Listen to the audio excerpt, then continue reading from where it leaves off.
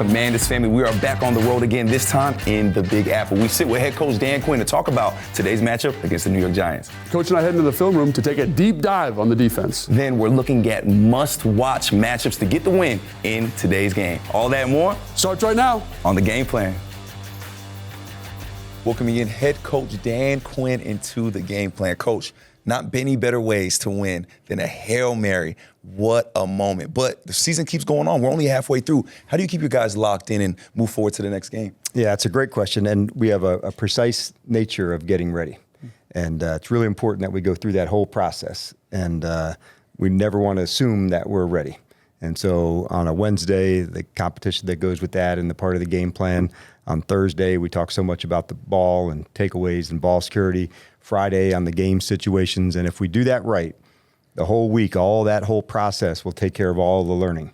And so we want to make sure, like every week, we go through that process well before it's go time, that we put in the work to do that. If they just stay in for that day, you don't have to think about the next game, just be in it for that day, and that'll take care of everything. And, Hail Marys are great, but, it kind of shows how close the game actually was. How are the corrections this week coming out of the game, and does it make it easier or harder that it's in a win? I would say it's sometimes it can be harder because you could gloss over things if you didn't like it. The good news with our group is that we want to make sure detach from the results of it on Tell the Truth Monday. Be process driven, right? And that way you can say this was good because there were a lot of good things. This needs work, and it allows you to put the light on things that need work for this week. And if you keep doing that over and over, then you'll keep improving. And so that's what we're looking to do. And turning the page, we're taking on a division opponent for the second time. Yes. Does the mentality change at all when it's these NFC East matchups? It definitely changes the second time that you play somebody because you do know them a little better. You do know what happened in the first game or a matchup on a player. And so for us to have our second division game even before we did the other division games, it's kind of unique. And but both teams would have had some things on their call sheets that they didn't use. And so you can start from there, and you want to know what's been the same since the first time you played them and what's different. Sometimes it might only be 2 or 3 weeks that separate it. In this instance, it's 7 weeks. So there's more tape, more film, what could happen on injuries, where are different matchups for you. We've gotten a lot better in 7 weeks as well. And so how do we get to apply some of what we've gotten better at too? Yeah, absolutely. And, the games are different. Like the speed of a divisional game is a little bit different. Like what's the role of your veteran leadership, your Bobby Wagners, your Zach Ertz, and kind of getting, kind of a younger team ready to rock and roll? Yeah, that is absolutely one of the keys to make sure this is the expectation for practice today. This is the expectation for Friday. This is what it should look like. And so when you keep throwing good practices and you get yourself prepared by the time you get to the game, I can't wait for this thing because you've put the work in. So guys who've been in the fights, that's a big deal. And in this instance, we haven't played them in 7 weeks, but you do know some of the people, how'd it go, how'd they play against you the first time, and that's where you start. You talked about the way that the team has grown and changed since week 2. How has your team grown? Can you expand on that a little bit? Well, I think each phase has their own space to go, and I thought defensively has probably been one that's grown. The first probably 3 weeks of the season were hard on the defense and growing pains and things to figure out. But what they have done is help, now create some more of identity. They're tackling better. They're creating takeaways, putting more pressure on the QB. And those are things that make good defense. I would say it always on a defense starts with communication first to make sure that as you're going, you're able to talk ahead of calls, be ready for things. And that's what I see on the sideline and what I hear on the sideline. So I know that's improving because of what I see and what I hear. On the special team side, I love the way we cover. And I think that's one of the real strengths of our group on punt and kickoff and the energy that brings to the team. And then on the offensive side, having the balance in the run game with the play pass, we have to make sure that's always part of who we are and that kind of physicality. And so every time we go, we get to establish that. And so those are some things I think we've improved upon, but there's always areas that you're wanting to work on.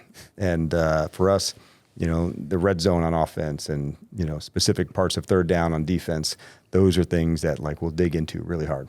It seems like the the defensive improvements happen kind of quickly. Like, I don't want to say overnight because it's been a couple of weeks, like you were saying, but what do you attribute the kind of the speed of the transition to? Like, is it, I don't know, because I've been a part of teams where it's never really turned the corner. Like, what in your estimation, what's the thing that kind of gets it done here? I would say, first off, like, I felt the confidence grow because there's some more trust, knowing that you'll be in the right spot with the right leverage to allow me to go really run and hit. And so being in the games and going through that together, Logan, I think that is as big as anything to show I'll be in the right spot at the right time. The move to Sainer still, although it was difficult to move them from inside to outside, has also leveled some things out for us to go. So we're still digging in on a lot of spots, but I thought the communication, the play style, that's what I've been pleased with. And Coach, I'd like to circle back to the offense real quick because Jaden Daniels, this is his first time playing a team twice. Yes. How does that give him a little more of an advantage and help with his development as he goes into Sunday's game? Yeah, you want to know, like I said, from the team that you played, what's the same and what could be different. Yeah. And every team will have some things that'll be different. There's some calls and maybe some blitzes that they had that they didn't use. And so when you have the second time you play somebody, there's always a few things in your back pocket that it doesn't play out. No two games play the same. So in the first game, I thought the Giants did a really good job in the red zone, and we relied on kicking field goals, which is a hard way to go about it. And it went all the way down to the very end to kick a field goal to win it. So that part of our game, against them is one of, I think, the real key matchups, as we're looking into it. And you're talking a little bit about the defense there, the Giants defense with Shane Bowen. And you mentioned the last time with this show that he's a big kind of matchup defense guy, right? He's going to kind of change and try to fit you. And it's interesting you talk about the things in the back pocket. How do you try and anticipate the things he's still got in the holster and not kind of deviate too far from who you are offensively? Yeah, I think one of the advantages for them, they're able to create pressure without having to blitz. Yeah. And so no kidding. The pass rush, the ability to create sacks and negative plays for them without blitzing, that's a really big deal because sometimes when you blitz, you are more vulnerable. There's less people to cover, and so there's holes there. So if you can generate pass rush, with 4 rushers and devote more to coverage, you're going to have more ops to do that. So knowing that, we've got to have great balance, in our game to make sure the run, the play pass is part of that too.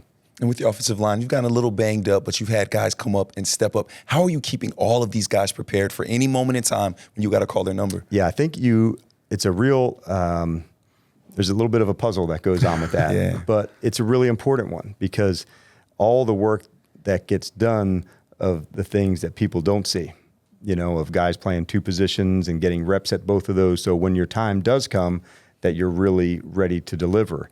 And so that speaks to guys like Marcus Mariota or Jeremy McNichol, Trent Scott, guys when their time is called and I have to step into this space, I'm ready to deliver for the guys. And so those, Dante Fowler, and amongst others, the work that they have to put in during the week to get ready, that's where all of it goes down.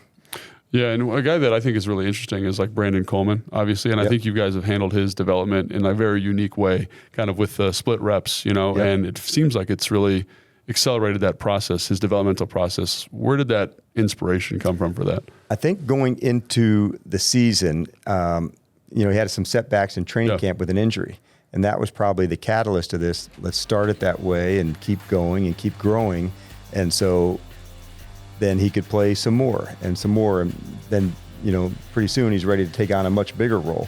And but I've been pleased with him and his other rookie classmates that they're playing as an older group because of their maturity, the way the other guys have poured into them, their development. Because now that we're going into week 9 for them, like that's a big deal. They've played 3 preseason games and this game, so that's a good body of work for a lot of them, and that's a really big deal. And Coach, flipping it back to the defense, each and every week we've seen the secondary improve. What do you attribute those improvements to? I think, number one, a lot with Joe and Jason and Tommy and the guys, they've got really high standards for how they want to operate. And most of the time in the secondary, it's going to take excellent communication. The way they can communicate, things happen so quickly with motions and shifts to be able to nail it. And so I would say early, too many things. Okay, let's pare this down to make sure we can do what we do at a high level. And that's what we're seeing. And Coach, the defensive line looks so impressive Sunday. Can you just talk about them and the growth of that unit? Yeah, I was especially pleased with Johnny Newton. And I thought inside, I knew this would be coming eventually, that he would, insert himself and be able to express how he wants to play sooner than later. And so he missed some time in training camp, and we started the season with him on a pitch count. And so when John Allen was injured, we knew there would be even more reps that would go his way. And so to see him make this development, I'm really excited to see what he does. We have a big, deep crew, and we play a lot of guys to make sure they can stay attacking and be ready to go finish. And that's all of them together, creating that. Yeah, and one other thing that I think is interesting is, like, as the defensive line improves, the secondary improves, and it seems like there's this cool symbiotic relationship between the two groups' improvement. Can you talk about that a little bit? For sure. And the orchestrator, or whatever that word is for all of it, is really Bobby Wagner. Oh, nice. And in this game, I thought he did a fantastic job of in-calls, out-of-calls. It was like a masterclass of controlling the front, communicating back to the secondary. And so he was really on it. But the best we can do is when the rush and the coverage are in sync.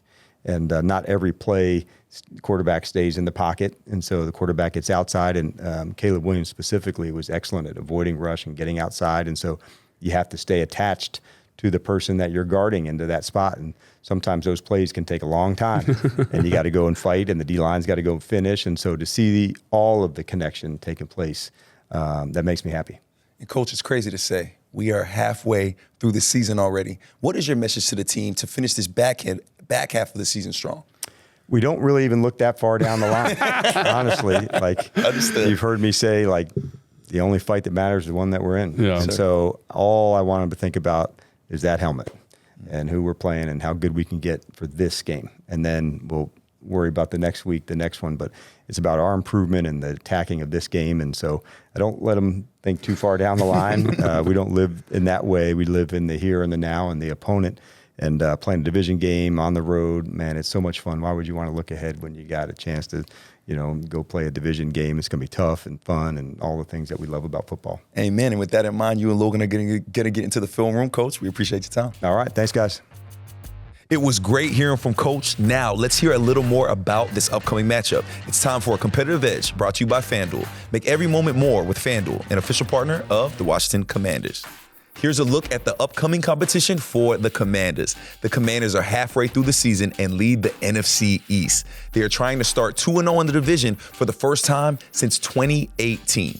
Washington is 6-2 after 8 games for the first time since 2008 and enters Week 9 third in the NFL in scoring.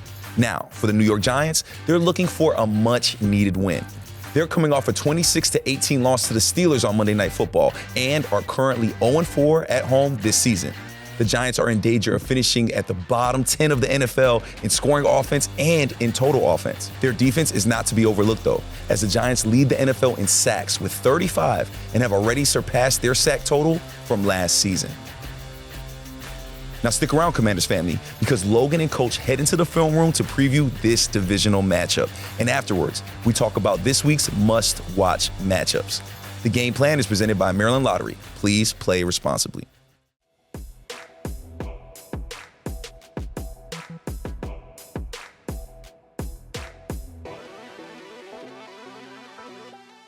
Welcome back into the Game Plan. It's time to go inside the film room. Brought to you by Maryland Lottery. Please play responsibly. All right, Coach, let's break down this film, heading into the Giants game, and obviously, like, lots of good stuff to glean from this. I think attitude, effort, and then just great communication. Let's start with this first play, which is awesome effort. And we're going to get a little toss crack here. We're going to block down. We're going to pull. Going to get a down block here. It's a tough play to defend on the perimeter, and I think some guys do some really good stuff here. Yeah, this is absolutely a run and hit play. And as you know, like on a crack toss, there's a crack replace, which you see with Sainmer still. But as impressive is going to be Percy Butler as the backside player, just absolutely emptying the tank to go be a part of it. And I love that part about him. Everybody knows on our team, this is one tough competitor. And so good tackle by Mike, good leverage, which allows Percy to just absolutely sprint through and be a part of the hit. Yeah, because it takes two, right? This is tremendous effort. Like, I always love when I watch guys and they're running by guys because they're so urgent to get the tackle. But if we don't set the wall here at some point, I don't care how fast you're running, he's going to get to the edge. So it's really a team effort and just great effort. Yep, here. we call this a compression tackle with two guys on it. And so really cool play by Percy and by Mikey. yeah, I love to see guys playing hard for each other. And again, that's something that is going to be great to see this weekend. And this is a really fun play for me, because we're going to get a little motion here to a bunch, and bunches they're difficult for everybody to defend.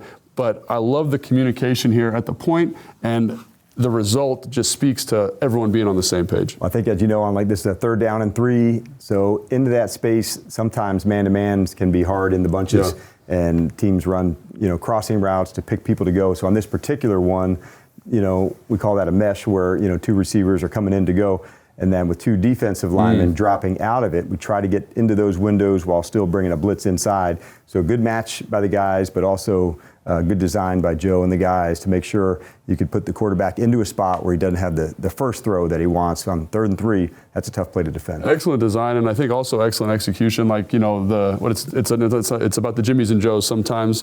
And this guy's a pretty good Joe here. And watch this blitz. I mean, that is a physical down. And maybe he could get this ball out here later. I don't know, but there's no way we're going to have to find out, because he's got the running back in his lap. That's right. Just great job by Bobby. Really, really fun play, and really momentum changer on, like you said, 3rd and 3. Yeah, and again, it's the 4th down afterwards, all that kind of stuff. So this is a great play too, because you talk about orchestrating a defense, and I don't know. Everyone talks about the middle linebacker being the quarterback of the defense. It's very rare to see someone do it at this level. They're in a 4-by-1 over here. There's 4 receivers over here. They're shifting back to empty.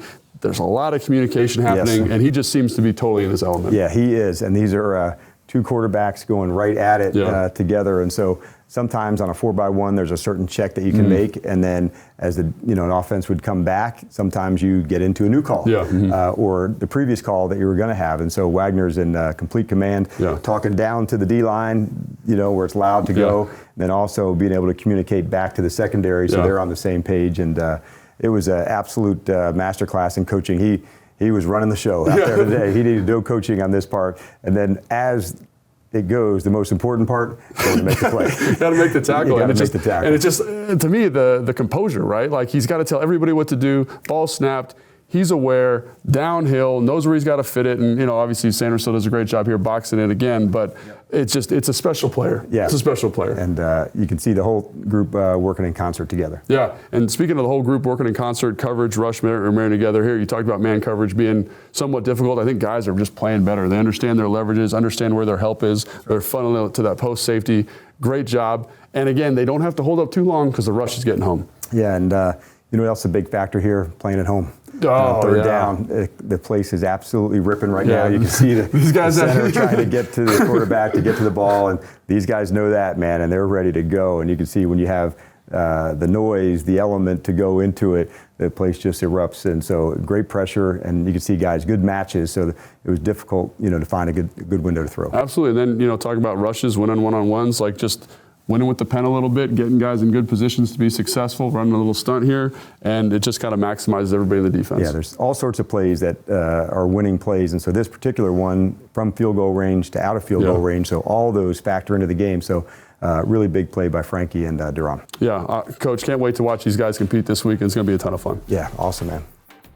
Shout out to Coach and Logan for breaking it down in the film room. Now, if you want more Commanders content, we have you covered on game days. At noon, B. Mitch Santana and myself share in-depth analysis on the Commanders and a live look into their pregame warm-ups. And immediately after the game, we'll be back live to share our reactions to the game as well as coach and player press conferences. You won't want to miss all of the great analysis and live looks on Facebook, X, and the Commanders YouTube. And stick around, Commanders family, because Logan and I will be right back to talk must-watch matchups, all on the game plan. But before we go to commercial break, this week's Commanders Coach of the Week is Broadway High School's Danny Grogg. After 12 years with the Gobblers and fresh off a 42-0 victory over William Monroe High School, Coach Grogg is still bringing the heat. Known for his big heart and community spirit, Coach Grogg keeps Broadway High proud on and off the field.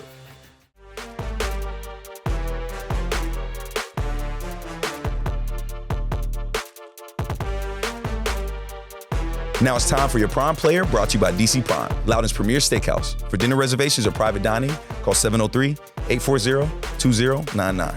This week's Prime Player is rookie quarterback Jaden Daniels, who completed a 52-yard Hail Mary pass touchdown to win last week's matchup against the Chicago Bears. In Week 8, Daniels put up 326 passing yards, 52 rushing yards, and a touchdown. making him the first player in franchise history and the third rookie in the NFL since 1950 to have a game with at least 300 passing yards, 50 rushing yards, and 0 interceptions. Daniels has the most completed pass attempts traveling 40 or more yards by a Washington player since 2016. And if you want to stay in the know with star rookie quarterback Jayden Daniels and the Commanders, I have great news for you. We have Commanders content going out every day this week. We have podcasts, shows, press conferences, and so much more. Be sure to subscribe to the Commanders YouTube page and turn on the bell so that you get notified every time we post. Now, it's time for a Ticket to the Win, presented by SeatGeek. The most disruptive idea in ticketing, a ticket that works. Expect the expected. SeatGeek.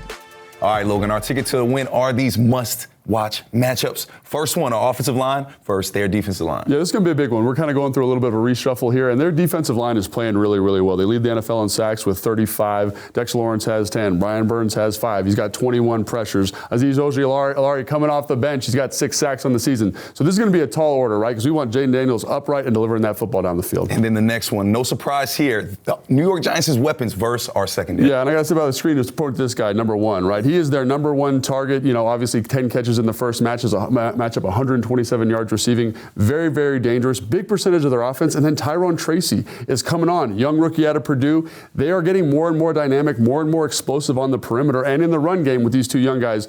These guys are going to have a tall order, slowing them down and winning that matchup. These matchups are crucial to a win today, Commanders family. We hope we get this W. For head coach Dan Quinn, Logan Paulsen, and Bryan Colbert, this is the Game Plan. See y'all next Sunday.